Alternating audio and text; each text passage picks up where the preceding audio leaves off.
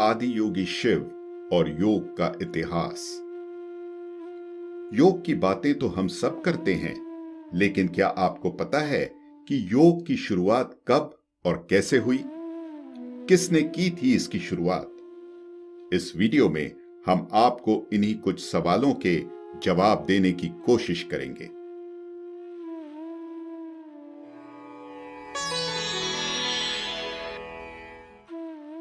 नमस्कार दोस्तों, आप सबका विटी सेज में स्वागत है। भारत में आध्यात्मिक प्रकृति की बात करें तो हर किसी का एक ही लक्ष्य रहा है, मुक्ति। आज भी हर व्यक्ति मुक्ति शब्द का अर्थ जानता है।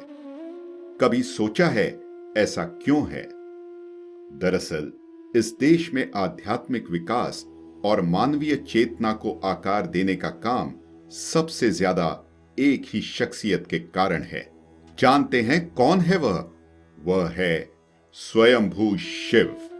आदि योगी शिव ने ही इस संभावना को जन्म दिया कि मानव जाति अपने मौजूदा अस्तित्व की सीमाओं से भी आगे जा सकती है।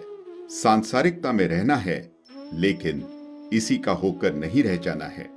अपने शरीर और दिमाग का हर संभव इस्तेमाल करना है, लेकिन उसके कष्टों को भोगने की जरूरत नहीं है। कहने का मतलब यह है कि जीने का एक और भी तरीका है। हमारे यहाँ योगिक संस्कृति में शिव को ईश्वर के तौर पर नहीं पूजा जाता। इस संस्कृति में शिव को आदि योगी माना जाता है। यह शिव ही थे जिन्होंने मानव मन में योग का बीज बोया। योग विद्या के मुताबिक 15,000 साल से भी पहले शिव ने सिद्धि प्राप्त की और हिमालय पर एक प्रचंड और भाव विभोर कर देने वाला नृत्य किया। वे कुछ देर परमानंद में पागलों की तरह नृत्य करते, फिर शांत होकर पूरी तरह से निश्चल हो जाते। उनके इस अनोखे अनुभव के बारे में कोई कुछ नहीं जानता था। आखिरकार लोगों की दिलचस्पी बढ़ी और वे इसे जानने को उत्सुक होकर धीरे धीरे उनके पास पहुंचने लगे। लेकिन उनके हाथ कुछ नहीं लगा, क्योंकि आदि योगी तो इन लोगों की मौजूदगी से पूरी तरह बेखबर थे। उन्हें यह पता ही नहीं चला कि उनके इर्द गिर्द क्या हो रहा है। उन लोगों ने वहीं कुछ देर इंतजार किया और फिर थक हार कर वापस लौट आए। लेकिन उन लोगों में से 7 लोग ऐसे थे जो थोड़े हट्ठी किस्म के थे। उन्होंने ठान लिया कि वे शिव से इस राज को जानकर ही रहेंगे, लेकिन शिव ने उन्हें नजरअंदाज कर दिया। अंत में उन्होंने शिव से प्रार्थना की कि उन्हें इस रहस्य के बारे में बताएं। शिव ने उनकी बात नहीं मानी और कहने लगे, मूर्ख हो तुम लोग। अगर तुम अपनी इस स्थिति में लाखों साल भी गुजार दोगे तो भी इस रहस्य को नहीं जान पाओगे। इसके लिए बहुत ज्यादा तैयारी की आवश्यकता है। यह कोई मनोरंजन नहीं है। ये 7 लोग भी कहां पीछे हटने वाले थे। शिव की बात को उन्होंने चुनौती की तरह लिया और तैयारी शुरू कर दी।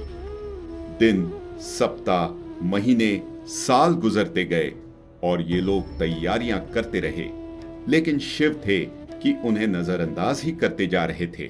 84 साल की लंबी साधना के बाद ग्रीष्म संक्रांति के शरद संक्रांति में बदलने पर पहली पूर्णिमा का दिन आया, जब सूर्य उत्तरायण से दक्षिणायण में चला गया। पूर्णिमा के इस दिन आदि योगी शिव ने इन 7 तपस्वियों को देखा तो पाया कि साधना करते करते वे इतने पक चुके हैं कि ज्ञान हासिल करने के लिए तैयार थे। अब उन्हें और नजरअंदाज नहीं किया जा सकता था। शिव ने इन 7 को अगले 28 दिनों तक बेहद नजदीकी से देखा और अगली पूर्णिमा पर इनका गुरु बनने का निर्णय लिया। इस तरह शिव ने स्वयं को आदि गुरु में रूपांतरित कर लिया। तभी से इस दिन को गुरु पूर्णिमा कहा जाने लगा। केदारनाथ से थोड़ा ऊपर जाने पर एक झील है जिसे कांति सरोवर कहते हैं। इस झील के किनारे शिव दक्षिण दिशा की ओर मुड़कर बैठ गए और अपनी कृपा लोगों पर बरसानी शुरू कर दी। इस तरह योग विज्ञान का संचार होना शुरू हुआ। तो दोस्तों, यह थी प्रथम योगी यानी आदि योगी की कहानी, जो कि 15,000 साल से भी अधिक समय पहले हिमालय में आए थे। कमेंट सेक्शन में हमें जरूर बताएं कि आपको कैसी लगी ये वीडियो, और ऐसे ही टॉपिक्स और माइथोलॉजी से जुड़ी वीडियोस देखने के लिए हमारे चैनल विटी सेज को सब्सक्राइब करें। धन्यवाद।